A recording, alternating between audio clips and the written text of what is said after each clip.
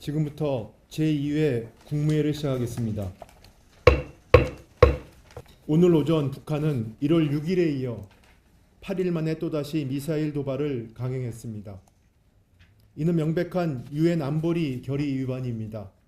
우리 정부는 굳건한 안보 태세와 한미동맹을 바탕으로 북한의 도발에 더욱 단호히 대응해 나갈 것입니다. 내수 침체가 장기화되며 민생경제의 어려움이 가중되고 있습니다. 자영업자와 소상공인, 골목상권의 체감 경기는 더욱 어려운 실정입니다. 여기에 더하여 민생의 버팀목인 고용사정도 녹록치 않아 고난대행으로서 매우 송구스러운 마음입니다. 정부는 민생 현장의 절박함을 직시하고 더욱 간절한 마음으로 반전의 모멘텀을 만들어내야 합니다. 특히 다가오는 설 명절을 민생경제 회복의 확실한 계기로 삼아야 합니다. 이를 위해 정부는 역대 최대 규모의 설 명절 대책을 발표했습니다.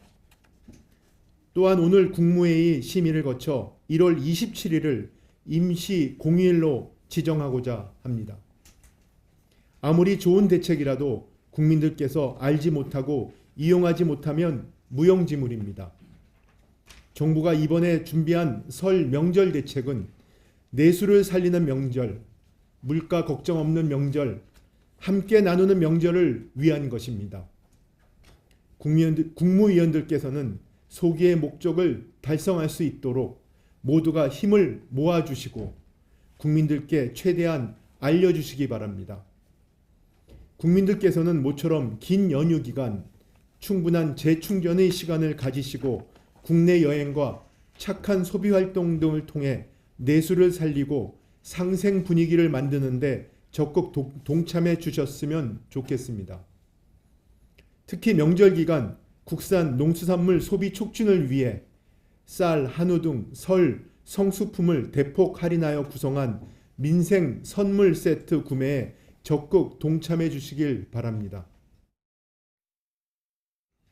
작년 12월 31일 지방교육재정교부금법 개정안이 국회 본회의를 통과해 정부로 이송되어 왔습니다. 어느 때보다 정부와 여야가 지혜를 모아 현재의 위기를 헤쳐나가야 하는 상황에서 동법안에 대한 제2요구권 행사를 검토하게 되어 마음이 매우 무겁습니다.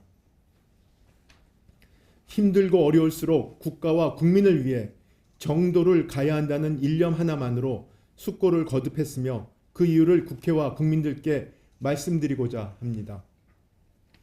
헌법 제53조 제2항에 의하면 국회에서 의결된 법률안에 이의가 있을 때 대통령이 제2요구권을 보장하고 있습니다. 그럼에도 불구하고 헌법상 권력분립 원칙과 입법권 존중 차원에서 법률안에 대한 제2요구권은 정당한 사유와 필요성이 있을 때 제한적으로 행사되어야 합니다. 저는 국회에서 의결된 법률안이 국민의 기본권 침해, 삼권 분립 위반 등 위헌적인 내용을 담고 있는 경우, 국익과 미래 대비에 반하는 경우, 재원 여건 등의 이유로 그 집행이 현실적으로 어렵거나 현저하게 불합리한 경우 불가피하게 제2요구권을 행사하는 것이 헌법과 국익을 수호할 책무가 있는 권한대행으로서 국민에 대한 도리라고 생각합니다.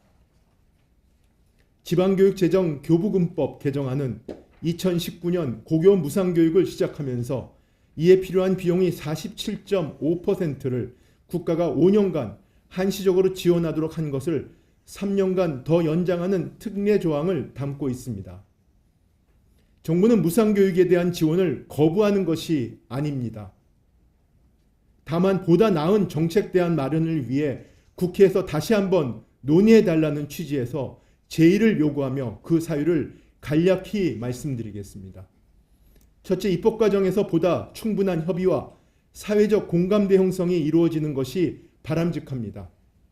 국가 비용 분담 3년 연장과 분담 비율을 순차적으로 감축하는 대안이 제시되었음에도 충분한 논의 없이 개정안이 통과되었습니다. 또한 무상교육에 대한 국비 추가 지원에 대해서 사회 일각에서 이견이 제기되고 있는 점도 고려하지 않을 수 없습니다. 이처럼 대규모 재정이 소요되는 정책의 경우 국고 지원을 일방적으로 강제하기보다는 국회에서 충분한 정치적, 정책적 협의 과정을 거쳐 사회적 수용성이 높은 대안을 도출하는 것이 보다 바람직할 것입니다. 둘째, 한정된 재원 여건 하에서 국가 전체의 효율적 재정 운영을 위해서는 지방교육 재정을 최대한 활용하는 것이 바람직합니다. 지방교육 자치에 관한 법률에 따르면 지자체 교육, 학예 사무는 지방교육 재정으로 부담하는 것이 원칙입니다.